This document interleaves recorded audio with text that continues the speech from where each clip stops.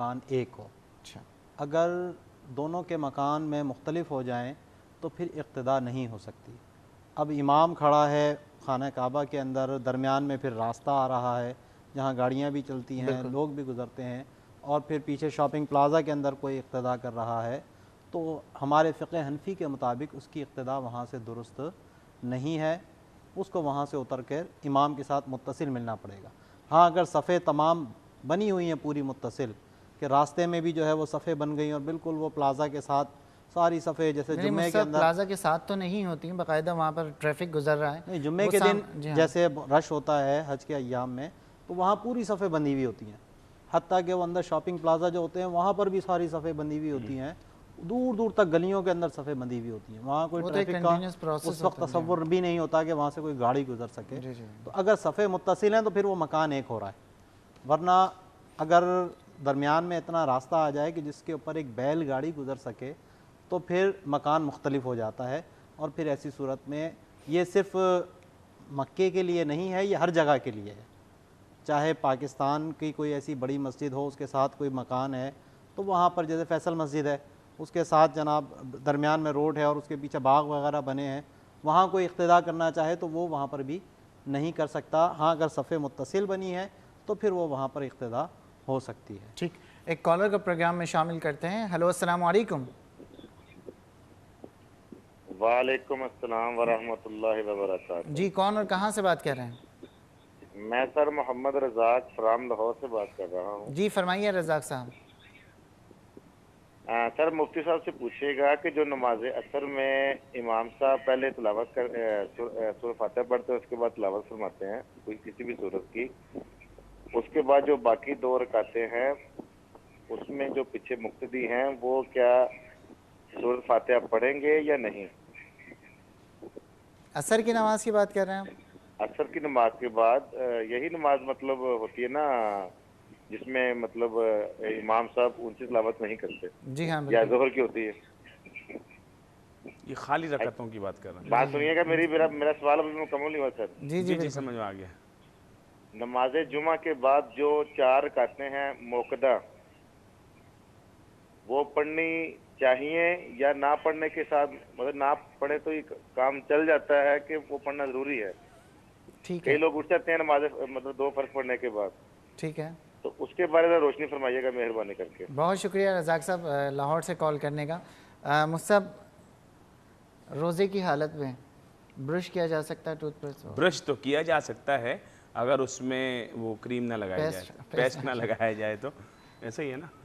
Brush کیا جا سکتا ہے. اصل میں مسئلہ یہ ڈاکٹر صاحب اس کے اندر کہ روزے کی حالت میں مسواک کرنا سنت مبارکہ ہے، ٹھیک ہے، اور برش کرنے کی اجازت ہے اگر اس پر وہ ٹیوب یا کریم نہ لگائی جائے، ٹھیک ہے، کیونکہ جب وہ لگاتے ہیں تو اس کے ذرات اندر جاتے ہیں، ٹھیک ہے، جب اندر جاتے ہیں تو وہ مفسد صوم ہے، روزے کو توڑ دیتے ہیں. اس لیے ہم برش سے جو ہے وہ بچنے کا حکم دیتے ہیں کہ آپ جو ہے وہ یہ ٹیوب برش استعمال نہ کریں. مصطفی نماز تراویح سے پہلے جو عشاء کے فرائض ہیں، اگر کسی شخص نے عشاء کی نماز نہیں پڑھی جماعت کے ساتھ تو کیا وطر جو ہے وہ امام کے ساتھ وہ جماعت کے ساتھ پڑھ سکتا ہے؟ اس میں بھی ہمارے جو علماء ہیں دونوں قسم کے قول بیان کرتے ہیں.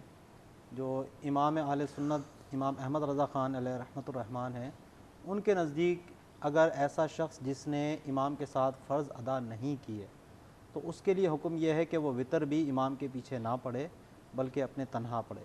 لیکن اگر وہ امام کے پیچھے پڑھ بھی لیتا ہے تو اس میں کوئی گناہ نہیں ہے.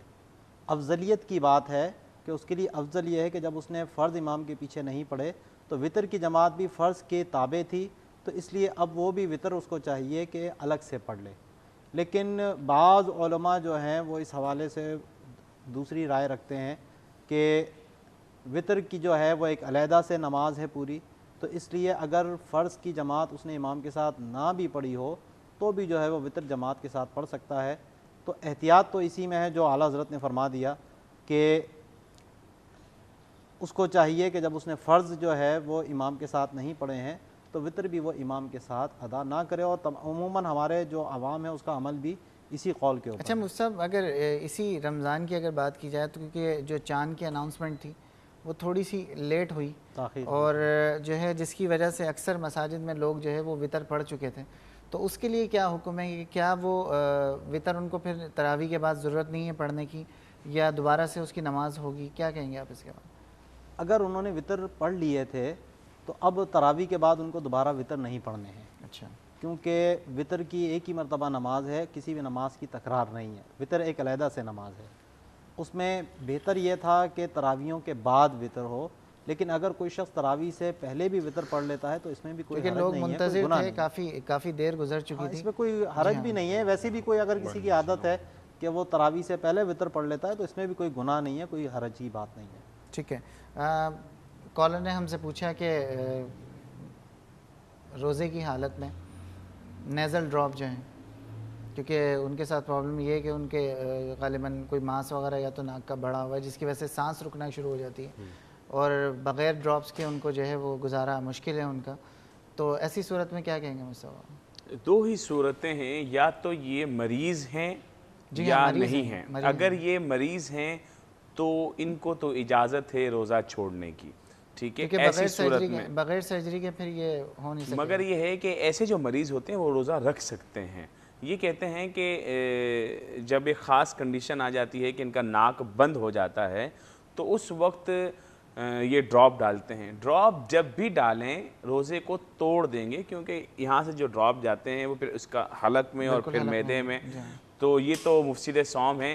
اگرچہ عذر کی وجہ سے ہے، عذر کی وجہ سے ہے تو اسی عذر کی وجہ سے تو روزہ سے رخصت دی گئی ہے، تو بہتر یہ ہے کہ یہ روزہ رکھیں اور ڈراپ نہ ڈالیں، ٹھیک ہے، برداشت کریں، اور اگر برداشت نہیں کر سکتے تو پھر ان کو روزہ چھوڑنے کی اجازت ہے۔ جی ہاں، کیونکہ اس میں کچھ دیر کے بعد جو ہے وہ پھر سانس رکنا شروع ہو جاتی ہے، بہت جو ہے ایک ایمرجنسی جو ہے وہ کریٹ ہو جاتی ہے، پھر ان کو روزہ چھوڑنے کی اجازت ہے۔ لیکن وہ یہ کہہ رہے تھے کہ میں تلاوت قرآن کرتا ہوں، اس کی تیاری بھی جی ہاں مصطفیٰ، لیکن یہ کہ اس میں جو ڈیوریشن ہوتا ہے وہ 2 سے 3 گھنٹے کے بعد آپ کو ایک مرتبہ اسپرے کرنا پڑتا ہے، ادروائز جو ہے وہ بلاکیج ہونا شروع ہو جاتی ہے اور پھر ایک وقت آتا ہے کہ آپ کو سانس لینے میں نہایت ہی مشکل ہونا شروع ہو جاتی ہے۔ ڈاکٹر صاحب اس میں اگر یوں ہوگا نا، جس طرح ہم نے ان کے سوال سے اندازہ لگایا کہ قرآن یاد کرتے ہوئے جو ہے وہ جلدی یہ کنڈیشن آ جاتی ہے، ورنہ یہ برداشت کر لیں افطار تک، تو ان کو تراویح نہیں سنانی چاہیے، روزہ رکھنا چاہیے،